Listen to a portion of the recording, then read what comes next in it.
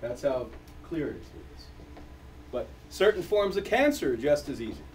You give me early stage breast cancer, early stage prostate cancer, early stage cervical cancer. These are very easy. Chronic fatigue syndrome, a retrovirus, takes longer to get rid of than those forms of cancer. And this is what you have to know. Well, if that's so, why doesn't everyone know that? Because there's no interest in knowing that. And not to say the doctors are the bad guys. They're not the bad guys.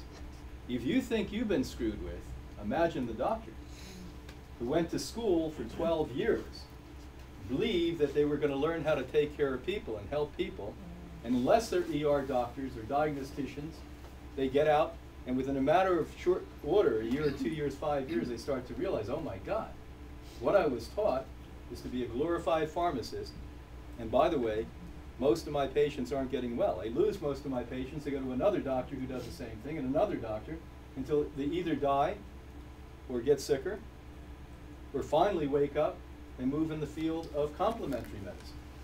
But how many of us in this country are moving in complementary medicine? Well, sure, those of us who are educated with some level of economics. But do you think the poor people here in New Haven are? Do you think the ill-educated people are? No, this is still an elite thing. This is a Puff Daddy thing, remember that.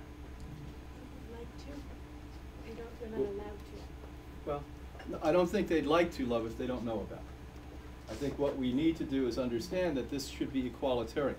And we've got to get into the position where this is available for everyone. And the only way that that's going to happen is walking, talking, living examples of what works. It's not going to be we doctors out there banging people over the head like I am with you tonight. It's literally going to be a lot of people in your neighborhood who say, hey, I was dying of cancer, I was dying of diabetes, I was dying of cardiovascular disease, I had multiple sclerosis, I had Parkinson's disease, I had so-called attention deficit disorder, I had mental illness. And I no longer have that because I changed my lifestyle. I took responsibility for my life. And this is what it's going to take. No important, consistent, and large positive movement in humanity has ever occurred from the top down. Did you know that? There's never been a significant movement forward by any human civilization or culture that was dictated from the top down. It's always been one person up. And that's what is going to happen with this. By the way, it's over half of us that are into natural therapy. Out of Harvard University, it now goes back 14, 15 years ago. Eisman did a report in New England Journal of Medicine. Back then he stated that 37% of Americans would do anything not to do allopathic or medical medicine. That was 14 years. Now it's 52 to 53%. But again, we're still leaving behind half the population of people. And even those of you that claim that you do this, you do it half-assed, and you're more of a problem than you are help. Because if you do things half-assed, people who are weak to begin with are going to look at you and say, see, she's not doing it, he's not doing it.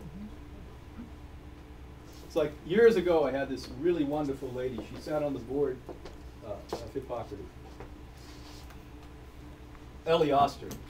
She came to us in her 70s, was crippled with arthritis, was actually in a wheelchair, couldn't move, and pain 24 hours a day.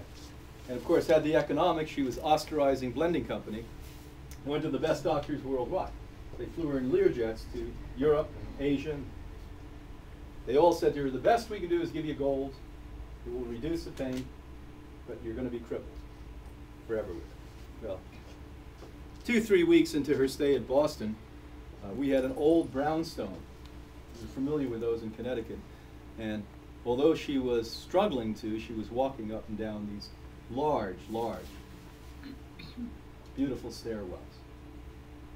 And she completely healed herself. And when she died in her mid-90s, she was out golfing every day and swimming an hour every day. And I'll never forget when I first joined the staff in the 70s, we became close. I had a lot of respect and honor for her. And she called me and she said, the program's no longer working.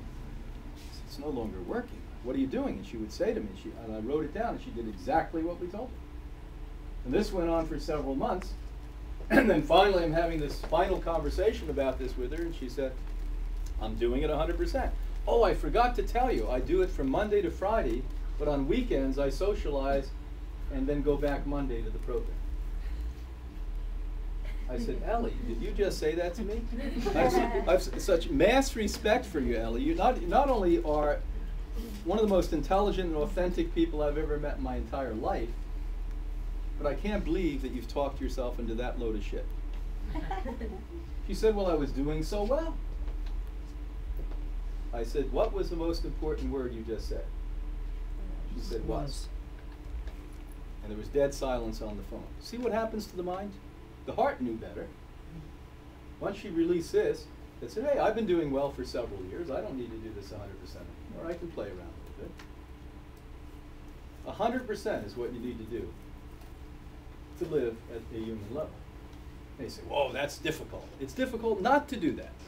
Until you do it, you won't get it's difficult not to do that. The other day, I'm at the gym. Had this wonderful conversation with this guy who I really thought was not that bright, who turned out to be really bright. And I was watching him for years. He's chubby, he's skinny, he's chubby, he's skinny, he's struggling, he's breathing. And he says to me, somebody told me you're a doctor in nutrition. I said, yes. And he said, well, now and he looked really well. He said, well, I've been eating well. So what had he been eating? He said, I didn't talk a lot to him. He was in the sauna. And just to be nice to him, I said, well, you know, what? He said, I used to be an athlete. He said, I was a gymnast. I was in the Olympic team for gymnastics. And I got a full scholarship to USC. Now, if you don't know about gymnastics, not that I know a lot about it, but I know USC is one of the top schools in the world. This is where they train the top people. He said this wonderful thing to me. He said, you know, about 4 years ago, it was a myth that somebody would ever jump up and spin 3 times and land on their feet. He said it was a total myth. Everyone said that's impossible. The top gym coaches around the world said nobody will ever achieve it, and then somebody did. And he named the guy. I have to get him again and write it down. So I use the exact name. And he said, what was remarkable, listen to this. He said, what was remarkable is within 2 to 4 months after that, all of the top gymnasts in the world spun 3 times. And now you can't even get into the Olympics unless you do it. What does that say? He also said there's a young man now, he named his name, that's about ready to do 4. How many of you have ever watched the kids on what we call X Games? Have you ever watched new sports? This stuff knocks the shit out of me. I can't believe it. This is stuff my generation would have never thought about doing. Impossible. Never fathomed doing. So the reality is, we need to know we can do something, sadly, before we can do it. Why can't we be the first one that spins 3 times? Why can't we be the first one that fully and absolutely love and respect ourselves to such a point that we are having total, endless capacity?